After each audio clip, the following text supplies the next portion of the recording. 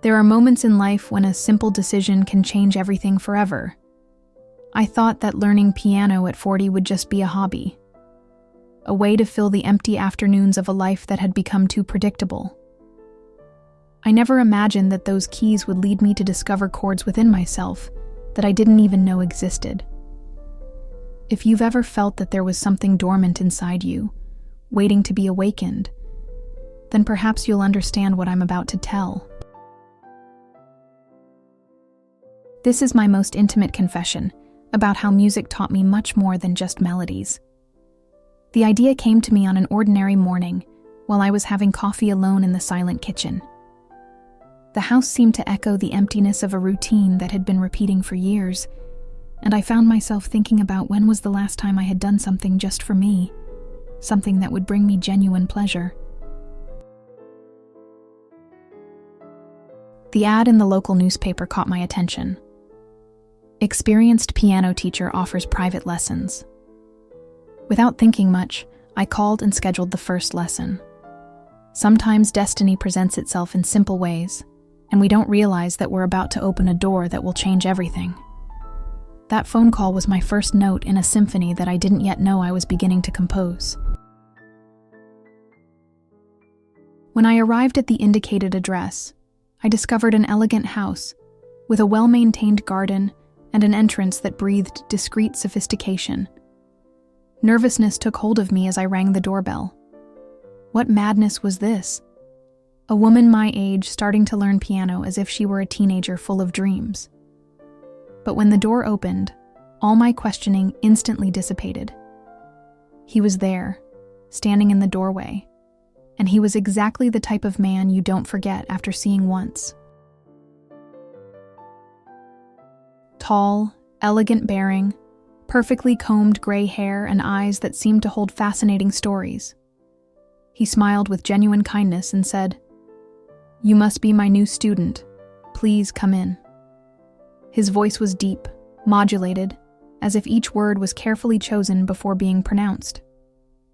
As he led me through the house to the improvised studio, I noticed how he moved with a natural confidence that only comes with maturity. The environment was welcoming, with a grand piano in the center and shelves full of sheet music that testified to years of dedication to music. The windows let in soft light that created an almost magical atmosphere. "This is where music happens," he said, delicately touching the keys in a brief and enchanting melody. I felt a shiver run down my spine, but at the time, I attributed it to the emotion of being about to fulfill an old dream. He invited me to sit on the bench beside him, and that's when I felt his presence more intensely. There was something magnetic about him that went beyond physical appearance. It was the way he occupied space, how his hands moved over the keys with natural elegance, how he looked at me when explaining the first basic concepts. Playing piano is about feeling the music, not just executing it, he said, placing my hands in the correct position over the keyboard. His touch was firm, but delicate, and I felt electricity run through my fingers that had nothing to do with the piano keys. He was a man who knew the power of his own presence, and who, without realizing it, was awakening something in me that had been sleeping for a long time. During that first lesson, I discovered that he wasn't just a music teacher, but a storyteller.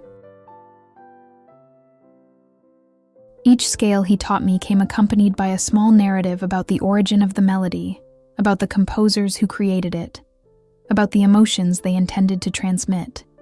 His passion for music was contagious, and I found myself completely absorbed not just by the lessons, but by the way he told them. There was an intensity in his eyes when he spoke about music that made me completely forget the outside world. When the lesson ended, I already knew I would return the following week, and it wasn't just because of the piano. The following weeks brought a routine that I began to long for. Every Tuesday at 3 p.m, I was there, sitting beside him on that bench, learning not just music, but discovering facets of myself that I had forgotten existed. He had a unique way of correcting me, never harshly or impatiently, always with a gentleness that made me want to improve, not out of obligation, but out of desire to impress him. His hands guided mine when I got the rhythm wrong, and these moments of proximity became the most anticipated of my week. There was something deeply intimate about playing piano together with someone, a synchronicity that went beyond music and seemed to connect our souls in an inexplicable way. During the lesson breaks, I discovered that he also enjoyed conversation. We started talking about music, but gradually our conversations deepened. He told me about his career as a musician, about the choices he had made in life, about the dreams he had realized and those he had left behind. There was an elegant melancholy in the way he spoke about time passing, about lost opportunities, about the loneliness that sometimes accompanies an artist's life. I identified with many of his reflections, and I perceived that he also recognized in me someone who had put their own dreams in second place. These conversations created an emotional intimacy between us that made each encounter more significant than the previous one. It was during our 5th lesson that I realized how my feelings had changed. It was no longer just admiration for his musical ability or attraction to his striking presence. It was something deeper, more disturbing. I began to think about him between lessons, to imagine conversations we hadn't yet had, to feel a pleasant anxiety in the days leading up to our meetings. When he corrected my posture, delicately touching my shoulders to align them correctly, I felt waves of heat course through my body. His hands were strong, but careful, and carried a promise of affection that I hadn't received in a long time. I began to dress more carefully for the lessons, choosing clothes that flattered me, more distinctive perfumes. It was as if I was rediscovering my femininity through his eyes. The tension between us became more palpable with each encounter. There were moments when our gazes met and remained connected for a few seconds longer than would be appropriate between teacher and student. When he leaned over to reach a sheet of music, I felt his masculine and woody perfume, and my heart raced. He also seemed affected by my presence. Sometimes I caught him watching me while I played, with an expression that went beyond professional interest. There was desire in those eyes, a mutual recognition that something was growing between us, something that completely transcended the original objective of our lessons. It was a subtle dance of seduction, where each gesture, each word, each silence carried an undeclared intention. During our 8th lesson, he taught me a particularly emotional piece. It was a melancholic and passionate composition, and while we played together, I felt as if the music was expressing exactly what I felt for him. Our hands touched several times during the execution, and each contact sent waves of electricity throughout my body. When we finished playing, he turned to me and said, "You play with great emotion. It's impossible to teach that. Either you have it or you don't." And you definitely have it. His words touched me deeply, not just because of the content, but because of how they were said, with an intensity that suggested he was talking about much more than just music. In that moment, I knew that he also felt the same attraction that was consuming me. The lessons became pretexts for spending time together. We began to extend the breaks, talking about everything and nothing, discovering affinities that went far beyond music. He told me about his loneliness, about how difficult it was to find someone who really understood him in his maturity. I shared my own longings, my feeling of living a life that didn't completely represent me. There was mutual understanding between us, a recognition that we were two people who had found in each other something they didn't know they were looking for. These intimate conversations created a solid emotional foundation for what was developing between us, transforming physical attraction into something much deeper and more significant. It was on a rainy afternoon that everything changed definitively. I arrived for the lesson earlier than usual and found him playing alone a melancholic melody I had never heard before. The music was beautiful and sad at the same time, and he played with his eyes closed, completely absorbed in the emotion the piece transmitted. I stood at the studio door, watching him play, and felt my heart fill with overwhelming tenderness. When he finished and opened his eyes, he saw me standing there and smiled with a vulnerability he had never shown before. "I composed this music thinking of you," he said simply. And in that moment I knew there was no longer any way to pretend this was just about piano lessons. The music he had created for me was a declaration of love more eloquent than any words.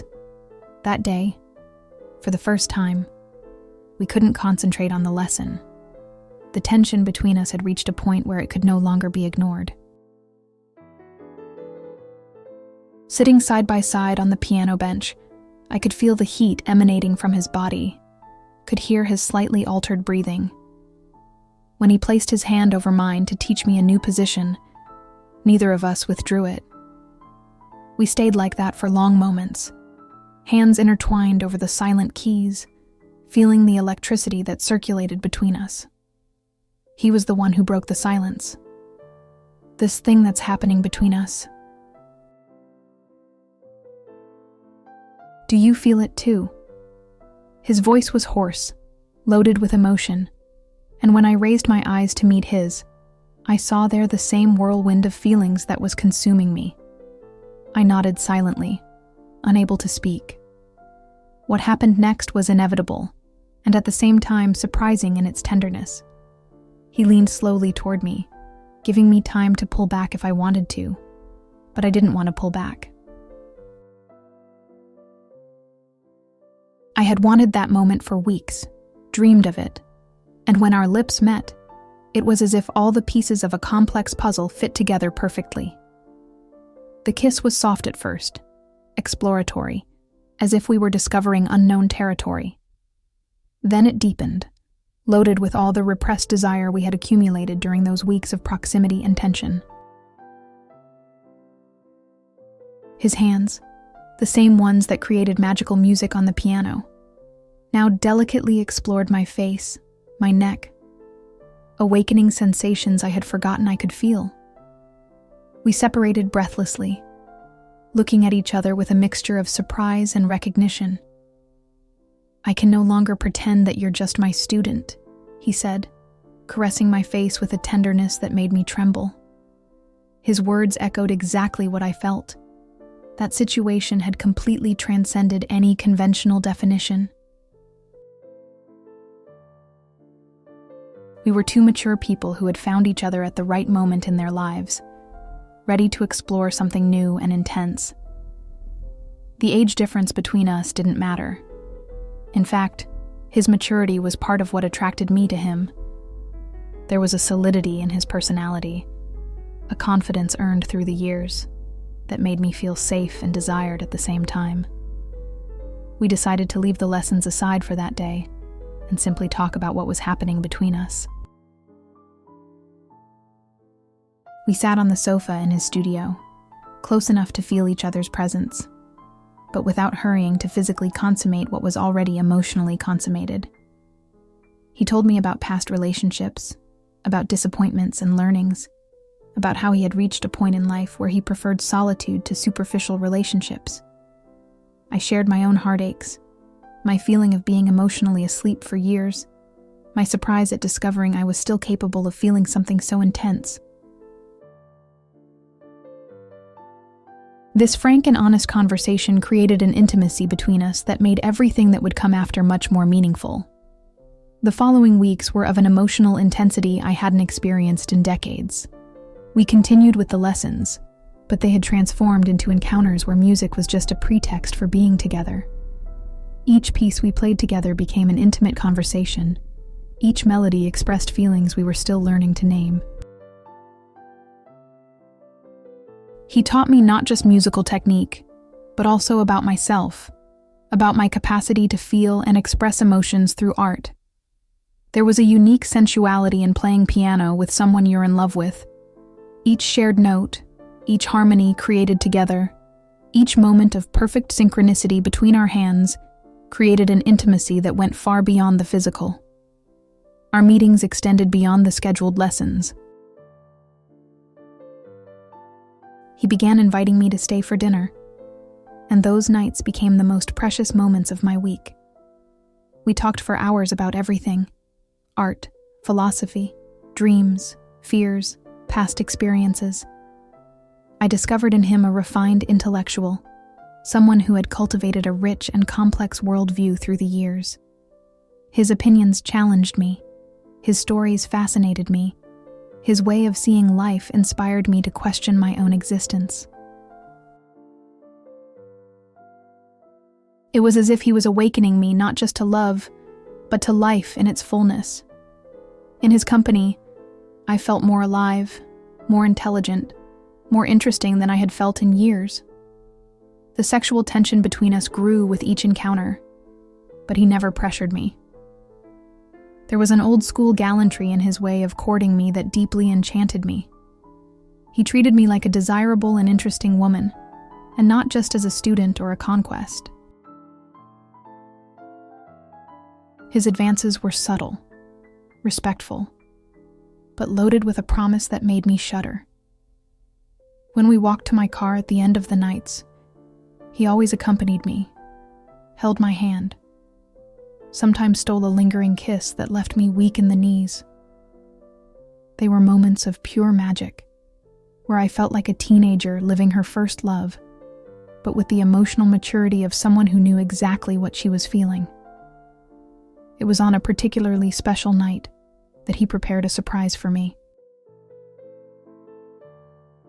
When I arrived for our weekly lesson, I found the studio lit by candles, with flowers scattered over the piano and a bottle of wine waiting on the side table.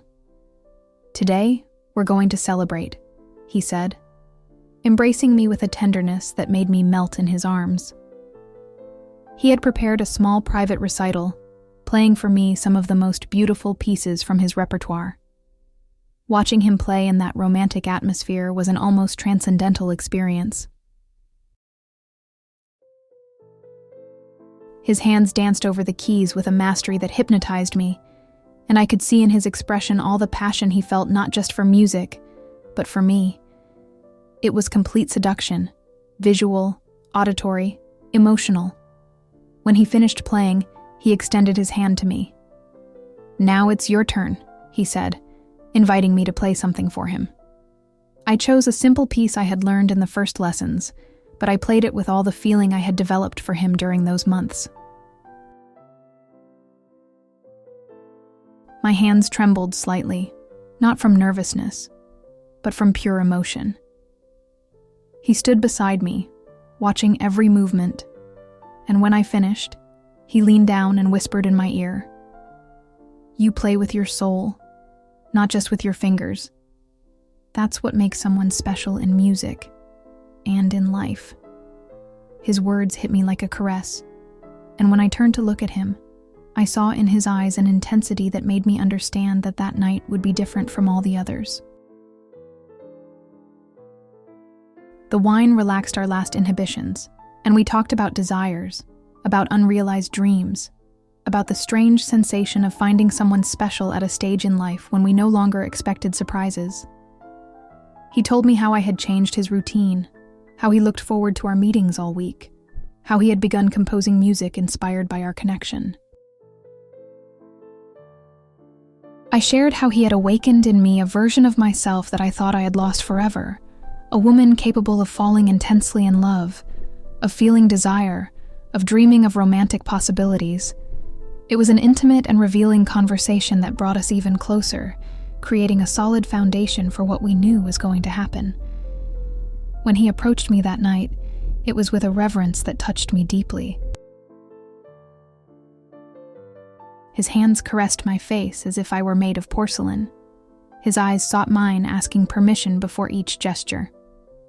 There was a delicious slowness in his movements, as if he wanted to savor every second, every sensation.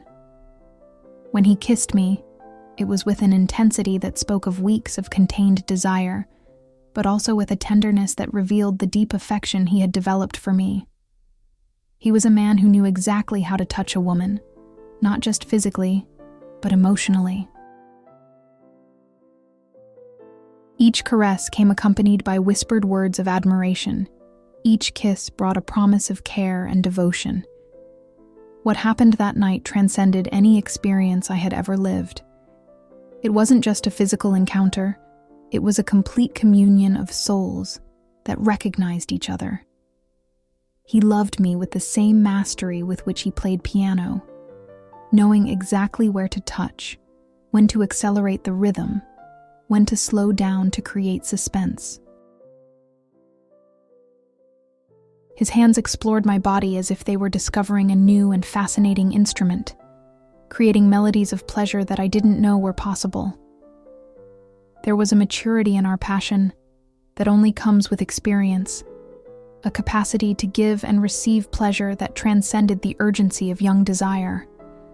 It was love in the most complete sense of the word: physical, emotional, spiritual.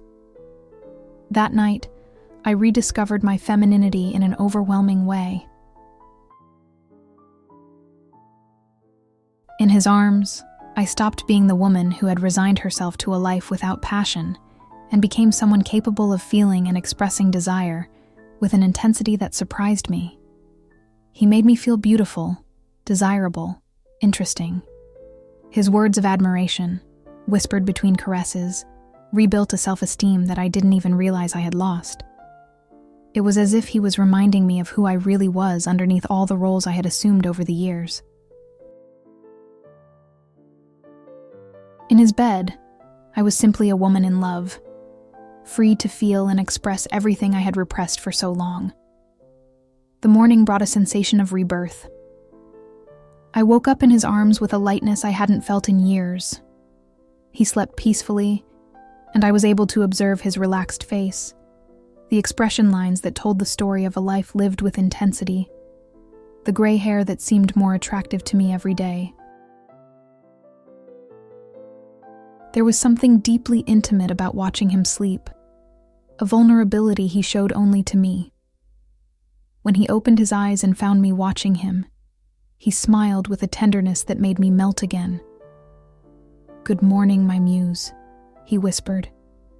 And in that moment, I knew that something fundamental had changed between us forever. The days that followed were of a happiness that I had forgotten was possible to feel.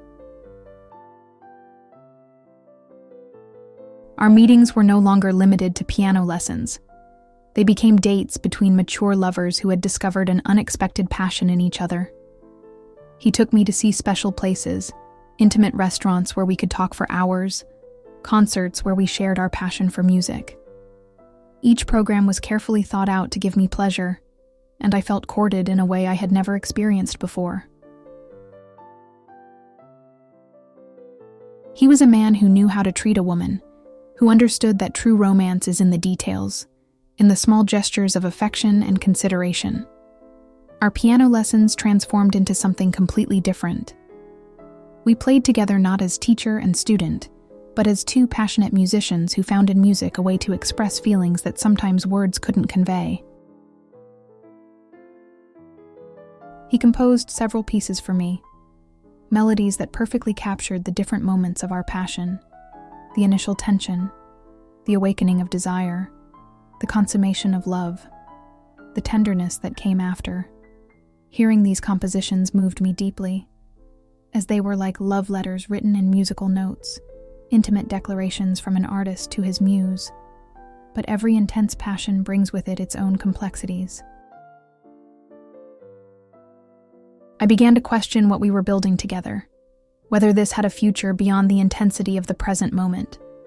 He was a man with an established life, with his own routines and independence.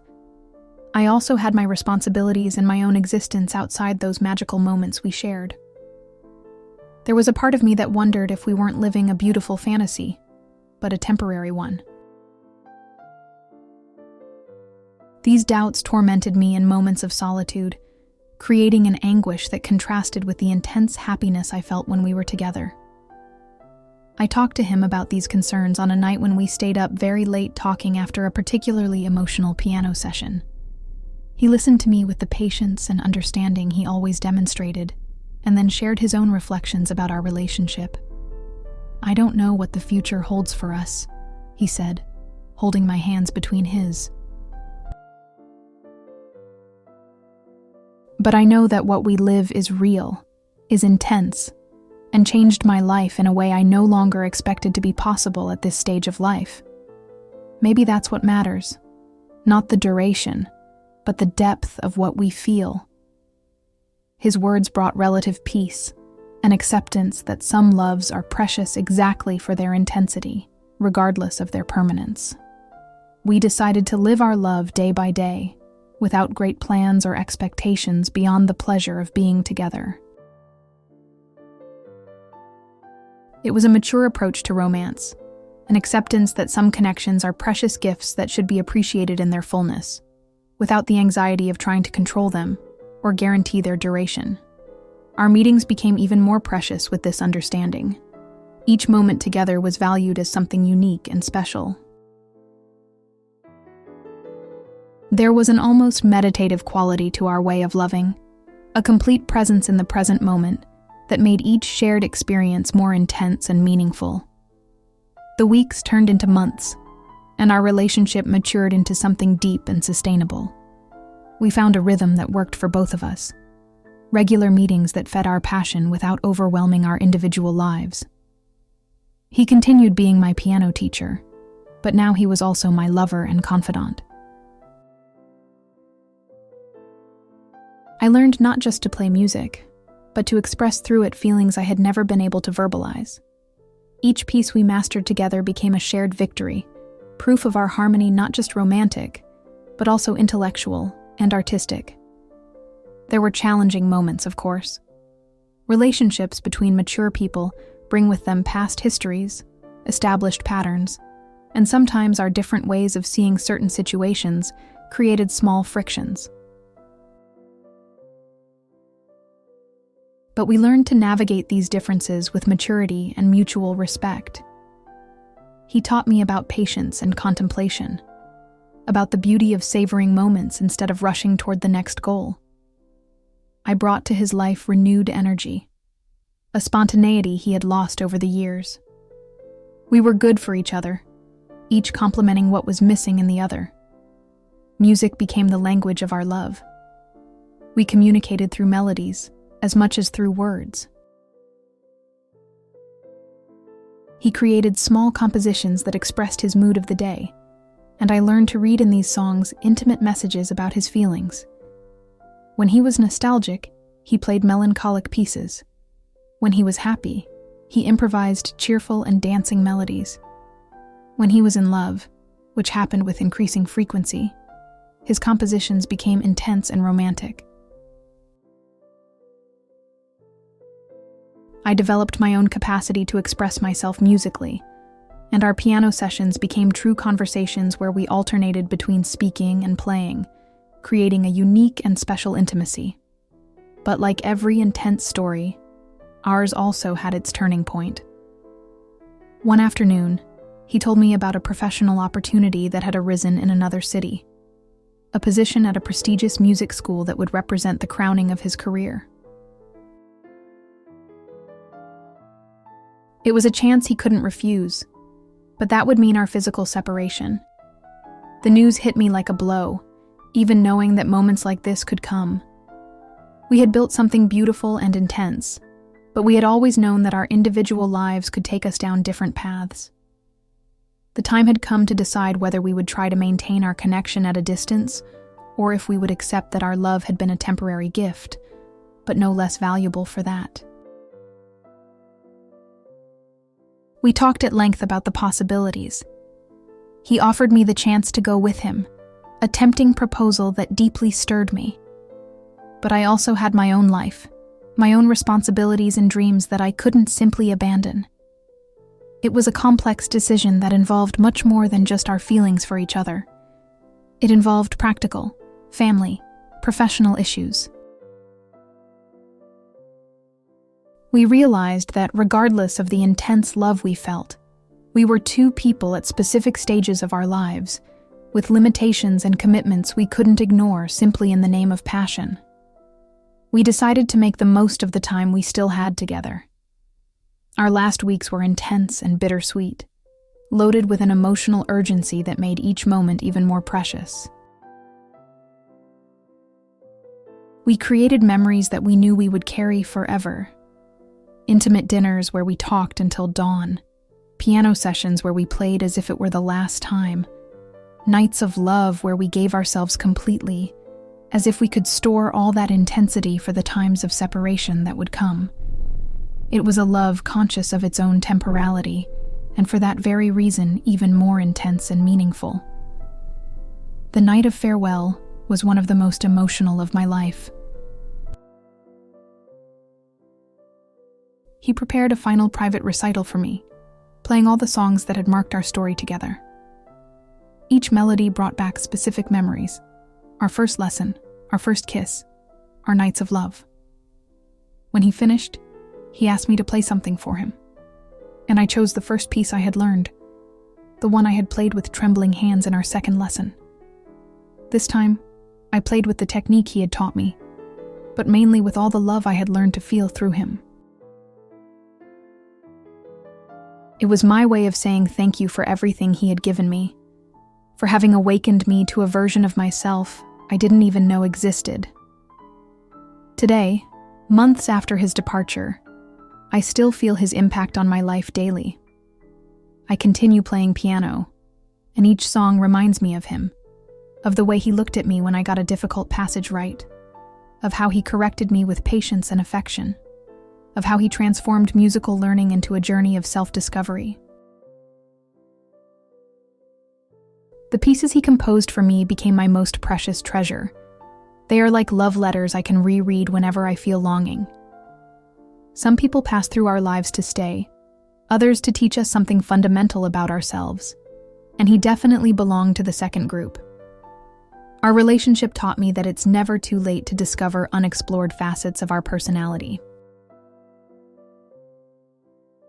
Through him, I rediscovered my capacity to fall intensely in love, to feel desire with a force I had forgotten I possessed, to give myself completely to someone without fear of the consequences. He showed me that maturity doesn't mean the end of passion, but rather a deeper and more conscious way of loving. In his arms, I learned that a woman can be desirable and interesting at any age, that the experience accumulated over the years can make love even richer and more meaningful.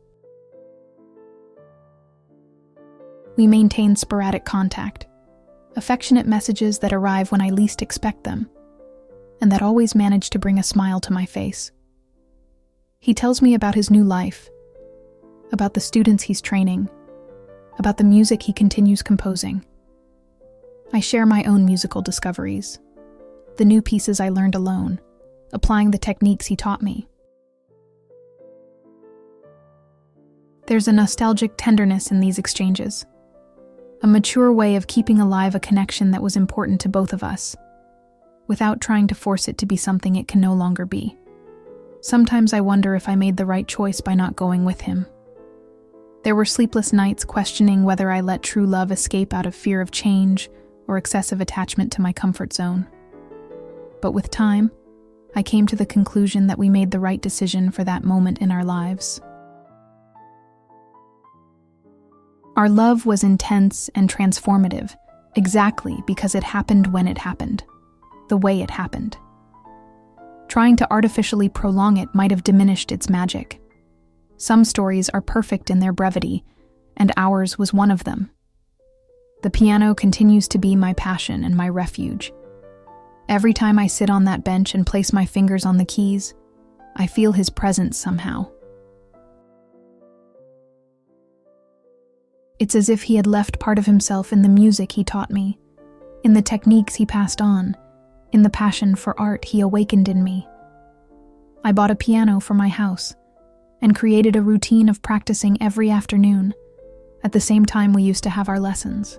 It's my way of honoring what we lived together and keeping alive the connection with this rediscovered version of myself. I also noticed how my way of seeing relationships changed after him. I no longer settle for superficial connections or partners who can't stimulate me intellectually and emotionally. He raised my standards, showed me how it's possible to have with someone a harmony that goes far beyond physical attraction.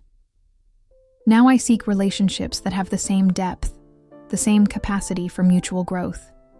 If this means staying alone longer until finding someone worthy, I accept this possibility with tranquility. I prefer conscious solitude to relationships that don't add anything to me. My relationship with my own sensuality also transformed completely. He taught me to value my mature body, to find beauty in the marks that time left on me, to perceive that experience can be more attractive than youth.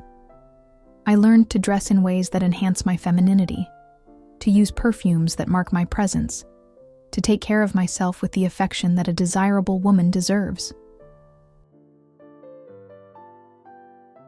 It's as if he had given me a new lens through which I see myself, a more generous and loving perspective about myself.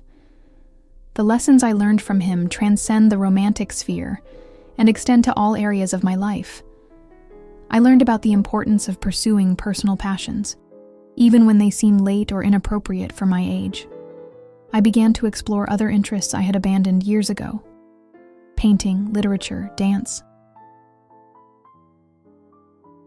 It's as if he had opened a door to a more complete and fulfilled version of myself, someone who isn't afraid to experiment with new things or expose herself to transformative experiences. I also developed a new appreciation for solitude.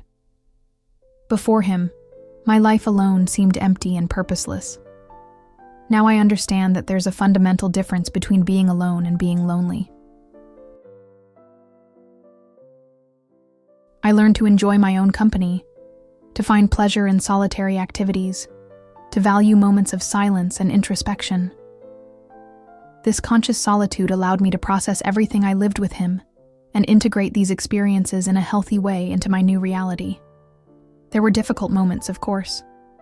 Nights of intense longing, when the memory of his arms left me with a physical loneliness that was almost unbearable. Mornings when I woke up expecting to find a message from him that didn't come.